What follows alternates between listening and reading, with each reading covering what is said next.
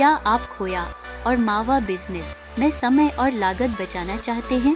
Jaipur steam energy लाया है आपकी मदद के लिए बेहतरीन समाधान। ऑटोमेटिक खोया मावा बनाने की मशीन और स्टीम बॉयलर सिस्टम। हमारी मशीन में पल टू स्टिर की सुविधा है, जिससे दूध लगातार हिलता रहता है और जलता नहीं। हमारा स्टीम बॉयलर बिना बार बार पानी भरने की जरूरत और कम ईंधन में उच्च उत्पादन देता है। अब अपने बिजनेस को अगले स्तर पर ले जाएं। आज ही कॉल करें जयपुर स्टीम एनर्जी।